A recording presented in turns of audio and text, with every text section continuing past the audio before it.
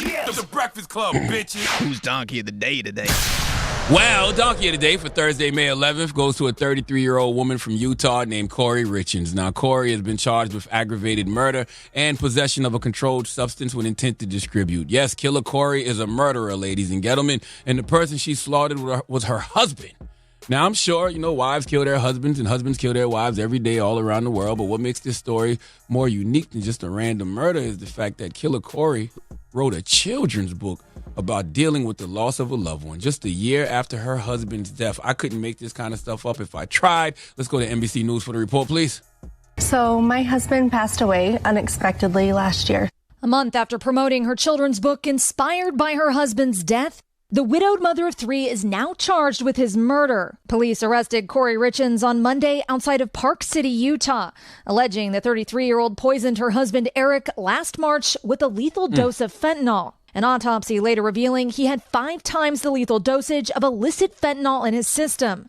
According to the charging documents, Corey purchased fentanyl from an acquaintance last February, which she says was for an investor asking for some of the Michael Jackson stuff. Days later, following the couple's Valentine's Day dinner, Eric became very ill and told a friend he thought his wife was trying to poison him. Prosecutors allege Corey then purchased even more fentanyl, and less than a month later, Eric was dead, and Corey, claiming to be grief-stricken, dedicated this book to her husband, calling him a wonderful father. I took things that my kids have said to me this last year, and we kind of articulated it and put it into a story.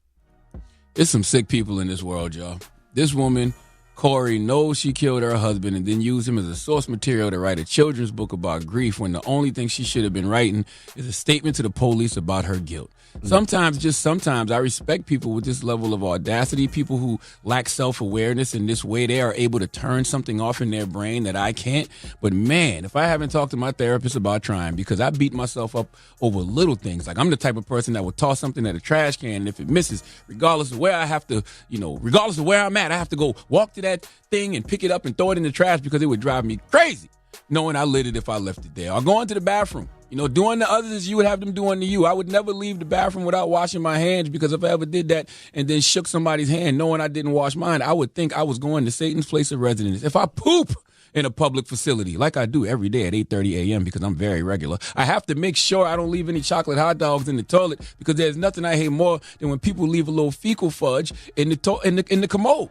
Okay, so I couldn't live knowing I did that to someone else. So people who can do things like commit murder and then write a book about dealing with the grief of the person they murdered, they have a kill switch, no pun intended, in their brain that I simply don't have. Okay, the only other people who have this level of audacity is rappers. In fact, rappers might have more, because some of y'all actually rap about the murders they commit. All right, this young woman is just writing a book about dealing with the grief of the murder. No, that she actually committed. Jesus Christ. They do have the same audacity as rappers. Anyway, this is the equivalent of the president of PETA, Ingrid Newkirk, coming out with a book on hunting.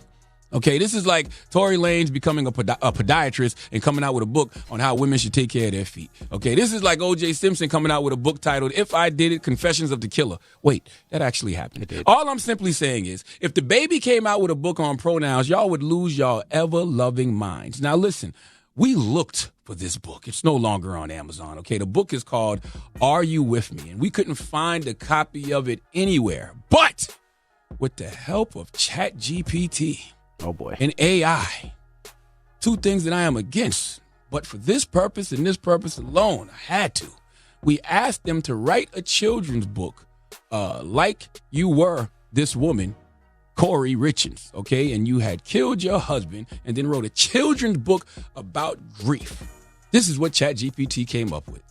Mommy, can we read the bedtime story we wrote about Daddy? Of course we can, honey. How about you read the first line and I'll read the second line? Okay, got it. Are you with me? Are you with me? Daddy, we miss you in our life. I got tired of arguing with you every day. That's why I tried to stab you with my knife. Are you with me? Are you with me? Daddy, we had a ball. Oh, honey, does your oatmeal taste funny? That's because I spiked it with fentanyl. Are you with me? Damn. Are you with me? Life without you is so tough. Oh, you don't know what fentanyl is? Well, that's that Michael Jackson stuff. Are you with me? Daddy, are you with me? The cops are here talking to Mommy. I love you, honey, but I gotta go because the cops just found your body. Good night.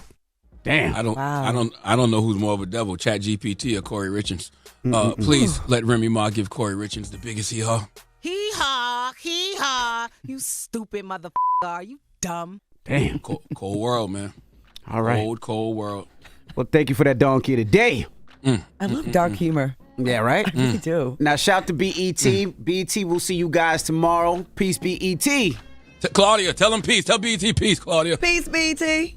Donkey of the Day is brought to you by the law office of Michael S. Lamonsoff. Don't be a donkey. Dial pound 250 on your cell and say the bull if you've been hurt in a construction accident. That's pound 250 from your cell and say the bull. Wake that ass up. Early in the morning. The Breakfast Club.